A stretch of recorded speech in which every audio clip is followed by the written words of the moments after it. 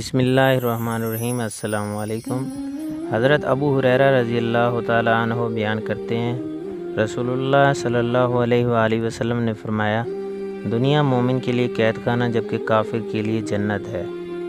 حضرت انس رضی اللہ تعالیٰ عنہ بیان کرتے ہیں، رسول اللہ صلی اللہ علیہ وآلہ وسلم نے فرمایا، اللہ کسی مومن کی کوئی نیکی ضائع نہیں کرتا، اس کو اس نیکی کے بدلے میں دنیا میں عطا کیا جاتا ہے اور اس کے بدلے میں اسے آخرت میں جزا دی جائے گی، اور کافر کو اس کی دنیا میں اللہ کے لیے کی گئی نیکیوں کے بدلے میں کھلایا جاتا ہے، حتیٰ کہ جب وہ آخرت کو پہنچے گا تو اس کی کوئی نیکی نہیں ہوگی جس کی اسے جزا دی جائے۔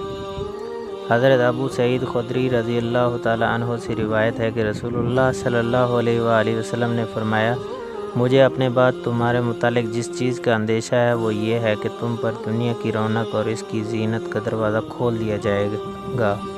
ایک آدمی نے عرض کیا، اللہ کے رسول، کیا خیر برائی کو ساتھ لائے گی؟ آپ خاموش رہے، حتیٰ کہ ہم نے گمان کیا آپ پر وحی اتاری جا رہی ہے۔ راوی بیان کرتے ہیں پھر آپ صلی اللہ علیہ وآلہ وسلم نے اپنے چہرے مبارک سے پسینہ صاف کیا اور فرمایا، وہ سائل کہاں ہے؟ گویا آپ نے اس کی تعریف کی۔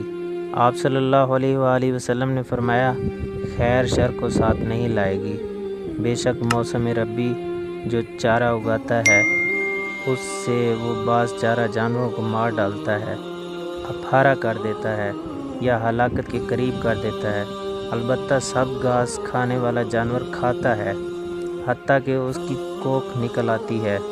وہ سورج کی طرف رخ کر کے جگالی کرتا ہے، گوبر کرتا ہے اور پیشاب کرتا ہے، اور وہ دوبارہ چرنے چلا جاتا ہے اور دوبارہ سبز گھاس کھاتا ہے۔